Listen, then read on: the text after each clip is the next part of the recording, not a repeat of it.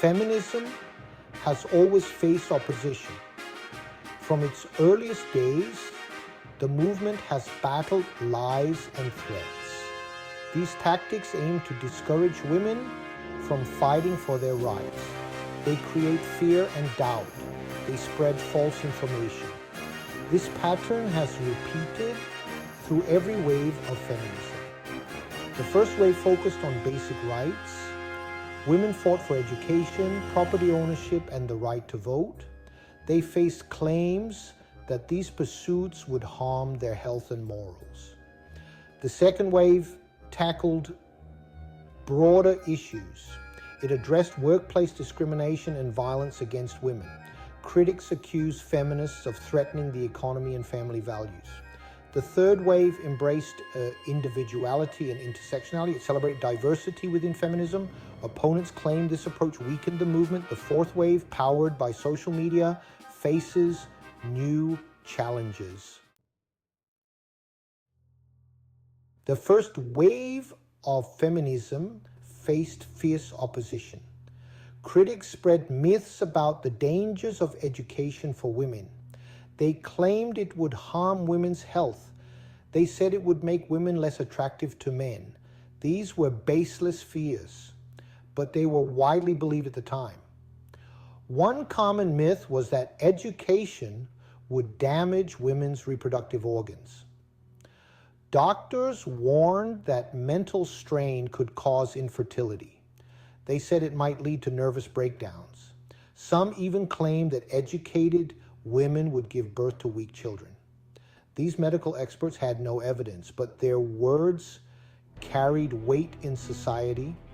Another lie was that educated women would reject marriage and motherhood. Critics said feminism would destroy family values. They painted a picture of moral decay. They claimed women would abandon their natural roles. This would lead to the collapse of society, they warned. It was a powerful scare tactic. The fight for women's suffrage faced intense opposition. Critics claimed that giving women the vote would destroy families. They said it would turn women against their husbands. They warned of chaos in the home and in society. These were baseless fears, but widely spread. One common argument was that women were too emotional to vote. Opponents said women lacked the rationality needed for politics. They claimed women would vote based on feelings, not facts. This stereotype was used to deny women political rights. It ignored the intelligence and capability of half the population. Another tactic was to claim that women didn't want or need the vote. Anti-suffragists said most women were happy with their current roles. They argued that only a small group of radical women wanted change. This lie ignored the widespread support for suffrage among women of all backgrounds.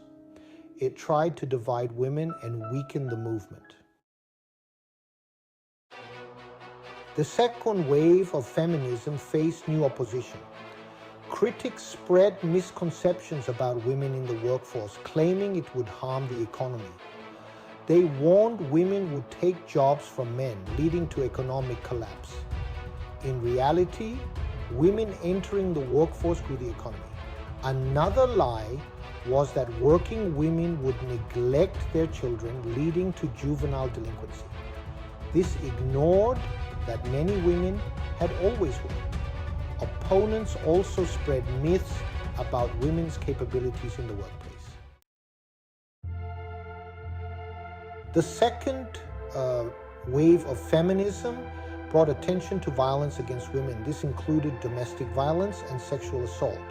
Critics claimed feminists were exaggerating the problem. They said it was a rare issue, not a systemic one. These denials ignored the reality of many women's lives. One tactic was to blame victims for the violence they experienced. Critics said women who dressed provocatively were asking for it. They claimed women who stayed in abusive relationships must enjoy the abuse. These cruel myths shifted responsibility away from perpetrators. They made it harder for women to seek help and justice. Another lie was that feminist efforts to address violence would destroy families.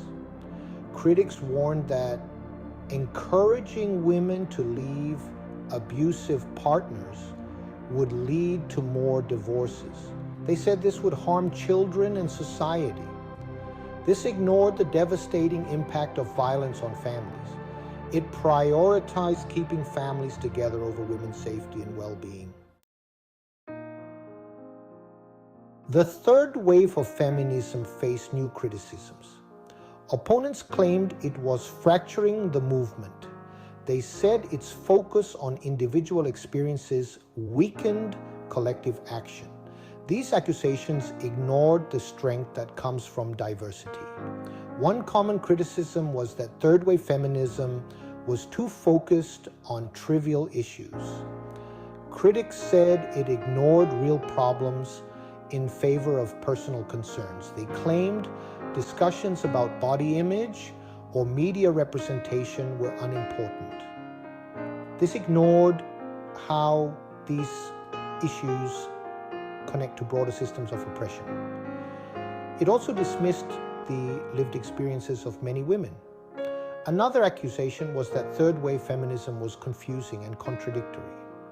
Critics pointed to debates within the movement as signs of weakness. They said feminism had lost its way and its relevance. This ignored the value of internal discussion and growth. It also failed to recognize how feminism was adapting to new challenges. Opponents also claimed that third-wave feminism was disconnected from real life. The concept of intersectionality faced strong opposition. Critics claimed it was diluting feminism's focus. They said addressing multiple forms of oppression weakened the movement. These accusations ignored the reality of many women's lives. They failed to see how different forms of discrimination intersect. One common myth was that intersectionality was divisive. Critics said it created a hierarchy of oppression. They claimed it pitted different groups against each other. In reality, intersectionality aims to unite diverse experiences. It recognizes that women face different challenges based on race, class, and other factors. But this nuanced view was often misrepresented. Another lie was that intersectionality was just identity politics. Critics dismissed it as a way for minority groups to claim victimhood. They said it ignored real issues in favor of personal grievances. This ignored how systemic oppression affects people's daily lives. It also dismissed the importance of representation and diverse voices in feminism. The fourth wave of feminism, powered by social media, faces new criticisms. Opponents claim it promotes narcissism and victimhood. They say it encourages false accusations against men. These accusations ignore the real issues fourth wave feminism addresses. One common criticism is that social media activism is shallow. Critics call it slacktivism or clicktivism. They say online campaigns don't create real change. This ignores how social media has amplified feminist voices. It has connected activists globally and brought attention to important issues. The Me Too movement is a powerful example of this. Another accusation is that fourth wave feminism demonizes all men.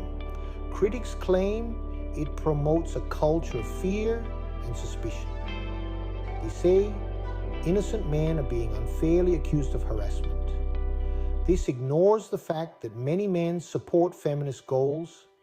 It also dismisses the real experiences of harassment and discrimination that many women face. Opponents also claim that fourth wave feminism focuses on trivial issues. Throughout its history, feminism has faced persistent opposition. Each wave encountered new lies and threats. They aimed to discourage women from fighting for equality. Yet despite this resistance, the feminist movement has endured and grown. The resilience of feminists is remarkable. Today, fourth wave feminists use social media to amplify their voices. This highlights the strength of the feminist movement.